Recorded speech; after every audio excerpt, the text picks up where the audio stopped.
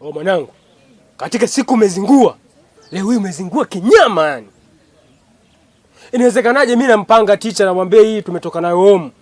Wewe unakuja unamwambia tumeiba kwa teacher. Mwanangu, oya, nimekusikiliza sana mwanangu. Tatalita nyingi sana. Kwanza wewe mwenyewe boya vile vile. Unabebaje PC kishamba vile? Alafu teacher anakuambia toa na wewe unatoa tu. Yaani unajipendekeza unatoa tu. Oh mwanangu.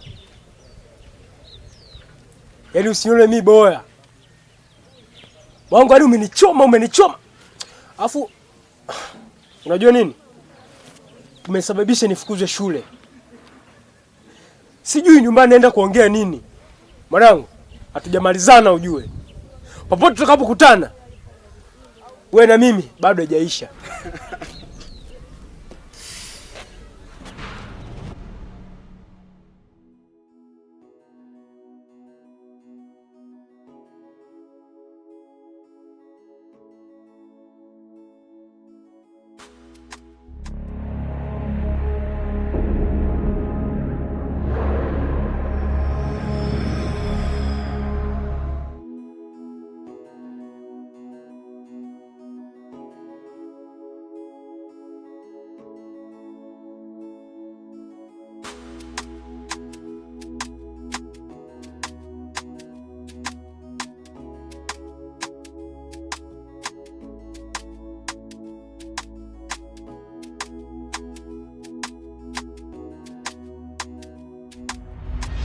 Naona sasa mambo ambayo mlikuwa mnayafanya faida yake mmeiona.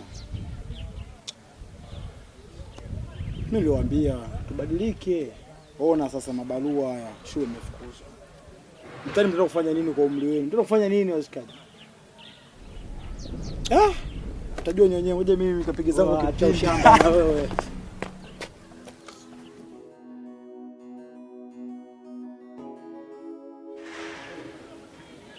Mwanangu, hatujamalizana mwanangu.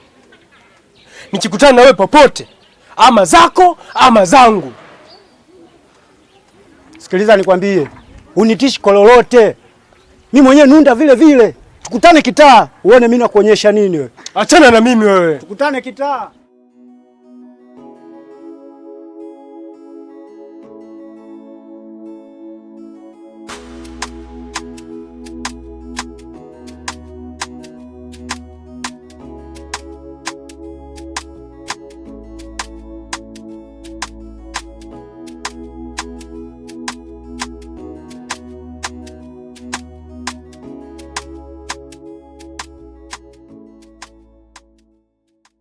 Mwalimu Machumbe, kulikoni? Mbona upo kwenye hiyo hali?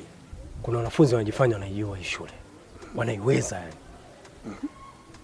Nimekuta mwanafunzi mmoja hivi. Na mimi nataka ni form 4 yule. Ana mwili hivi. Michael yo. Anajiita soja, si ndio? Alichofanya huko nilikotoka. Ni utovu mkubwa sana ni sana. Kwanza nimemkuta ameweka mguu juu ya mwili wa mwenzake. Tena bora hilo.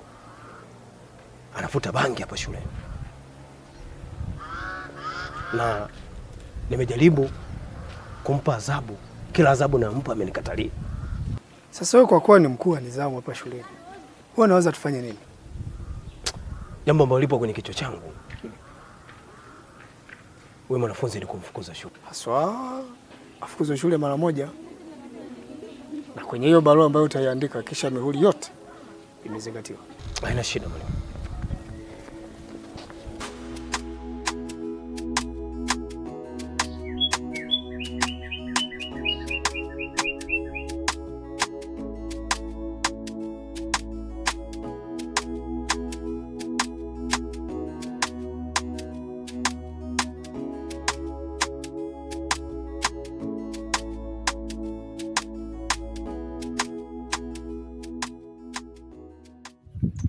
Wewe vipi? Mbona umesimama hapa? Naomba nizungumze na wewe kama utojali. Zungumza, nipo hapa. Unaweza kuniambia kwa nini siku hizo unanikimbia? Nikukimbie? Yaani wewe nani mpaka nikukimbie? Sijajua. Ni masomo ndo ambayo yanifanya mimi naenda huko, naenda kule, naenda hivi. Ni ratiba zangu sasa hizo. Labda tuache sababu zingine za kikoloni, sijui kuzunguka hivi. Ngoja niende straight. Juzi ulitoka ofisini kwa mwalimu Limo. Sketi yako ilikuwa imefunguliwa. Ulikuwa na shida gani? Hakukuwa na shida yoyote, nilikuwa sawa. Hakuna shida yoyote kwa mtoto wa kike kuingia kwenye ofisi ya mwalimu wa kiume afu anatoka sketi yake ikiwa wazi, si ndio? Na mwalimu wa kiume anatoka anafunga sijui anaji. Kumbe uliona? Bwana Pascal, umenisurprise sana. Kawaida mwalimu. Na nadhani kazi yangu niliyojia hapa ya upelelezi shaimaliza. Na kuna raia wako hapa, itanilazimu niondoke nao. Kwa nahitaji ushirikiano wako. Sawa. Karibu ofisini.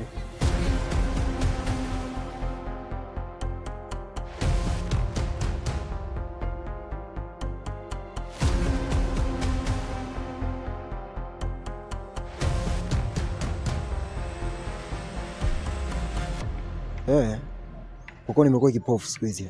Stone, naomba nikwambie kila kitu. Ukweli ni kwamba mwalimu Limwama alisahau kitabu chake darasani. Baadaye akaniambia kwa mimi ndo nipeleke kitabu chake ofisini. Nilipofika kule nilimkuta yeye yuko pale. Alinifosi na kunilazimisha. Mwalimu Limwama aliniingilia kimwili. Aliniingilia kwa kunilazimisha Stone. Halikuwa ridhaa yangu mimi. Sikupenda iwe vile, ila yeye kwa kuwa alifosi. Na punguza kujieleza basi. Lakini Stone, punguza kujieleza. Nyie ndo wale binadamu wachache ambao wanatemaga bigiji kwa kalanga za kuonjeshwa. Sasa kwa kuwa IQ yako ni ndogo, ulikuwa na uwezo wa kuvumilia kumvulia mwalimu sketi darasani ofisini na akapata kile ambacho alikuwa anataka kukipata kutoka kwako. Sawa. Umeona kwanza saizi? Mimi na wewe hatuna mahusiano tena. Stone, umefika mbali sasa. Stone, tafadhali. Halikuwa kusudio langu. Ambako mimi nakupenda wewe. Nililazimishwa tu. Usinifanyie hivyo tafadhali. IQ yako ni ndogo. Maamuzi yako ni ya kipuuzi. Stone, na hauna misimamo. Kuna kauli ambazo mwalimu Stone.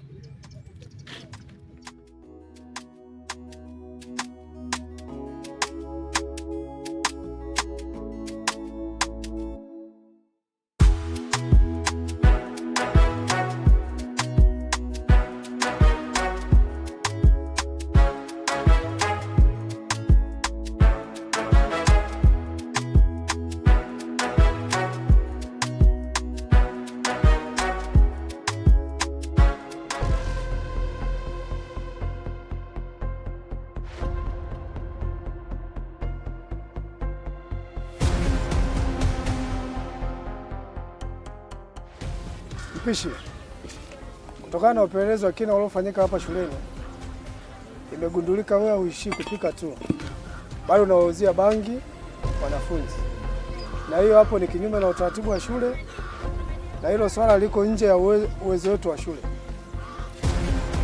Kwa hiyo askari amekuja kuchukua ili ukatoe maelezo zaidi. Askari, chukua mpishi wako.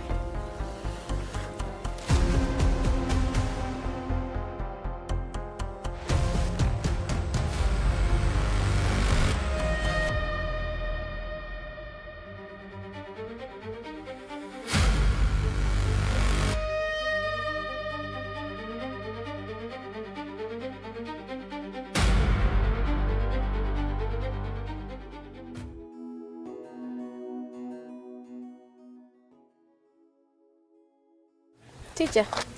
Madam, kutokana na matukio ambayo yanaendelea hapa shuleni na jinsi nilivyoonyeshwa yanaichafua shule. Lakini kwa kuwa sina maelezo ya kutosheleza kukwambia nini ukajua, askari ana maelezo ya kutosha, naomba uongozane naye, utaenda kumpa maelezo kadri ya maswali yake yanavyohitajika. Askari, madam ni huyo hapa. Ngoja ndio katusaidie maelezo mbele.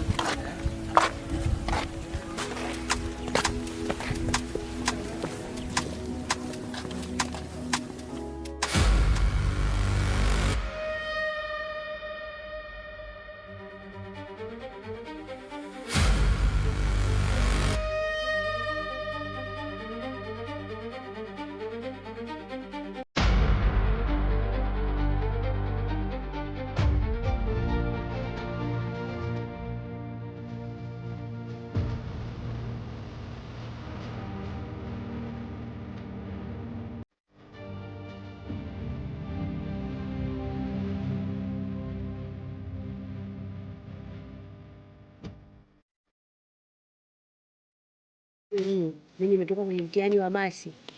Nikakaa zangu pembeni nimetulia kimya. Nipo hivi najua mtihani wa masi pale kupiga 30, 29 kawaida. Sasa sinatoka zangu pale namkuta huyu Stone na yule mwenzake mwenye akili. Eti wanabishana swali la 4. Stone anasema wewe mimi pale nijaza -1. Mwingine anasema wewe mimi ile jibu positive. Nikajishika kichwa nikasema mama kadodo. Swali la 4 nimejaza 500. Wajua nilitingwa. Kitu kingine kinachonitingisha mimi kwenye mtihani unajua tu mama akwambia utafute thamani ya x afu x unaiona. Sasa x unaitafutia wapi? Mimi nikaandika mwalimu mimi x naiona hapa. Yaani nikaandika vile kubwa kuliko kwenye history bwana. Tupo kwenye mtihani wa history nikamshtua mwenzangu Selina nisaidie ili swali wamesema tutaje causes of scramble for Selina akanitajia mimi eti promote human right jamani. Ndicho kwenye civics. Kama sina akili sisomi. Naelewa. Jamani. Naona mna magenge mnapiga story Ndio. Shikamoo. Marhaba. Marhaba wanafunzi. Mimi nilitaka tu niwakumbushe vitu vichache, sawa? Pale ulipomaliza kukusanya mtihani, pale ndo safari yako ya kubeba madaftari na shule kwa miaka hii 4 tayari imefanyaje? Imehitimishwa. Sasa hivi unaenda kuanza safari nyingine mpya. Usitoke na maisha ya shuleni ukayapeleka wapi? Nyumbani. Kule utakuwa chini ya wazazi na kule utakutana na maisha mapya. Mjitahidi kuchagua yale ambayo yanafaa, yatakayoonesha uhalisia wako kama wewe ni msomi na umerudi kujichanganya kwenye jamii ambayo ina watu wa mchanganyiko. Si ndio jamani? Cha pili, mkumbuke hata kwenda kanisani mara moja kwa sababu ya kuendelea kujikumbusha jinsi ya malezi yanavyokwenda na kumcha Mungu pamoja na kujua mambo mazuri au Mungu anataka tuishi vipi. Hiyo itakusaidia kwenye maisha yako ya kawaida, sawa? Ndio. Cha tatu, mjitahidi kwenye zile tulizosema stadi za maisha. Ukikuta watu labda wanasuka, jifunze kusuka nywele, jifunze kusuka. Kama mtu analima bustani, jifunze, ili mradi upate vile vitu vya kufanya, usibaki idle, sawa? Kwa sababu ukibaki idle, na maana utakuwa umetengeneza ile room ya mtu kutengeneza ule muda wako wa kuwa free kuja kuingizia mambo mengine ambaye yatakupa taswira nyingine. Si ndio jamani? Lakini la mwisho niwatakie maisha mema. Tukikutana huko mtaani msinikimbie, na mimi Mwalimu Laga nipo. Nitakuwa napita nikikuona tusalimiane. Si ndio jamani? Basi Mungu awabariki sana.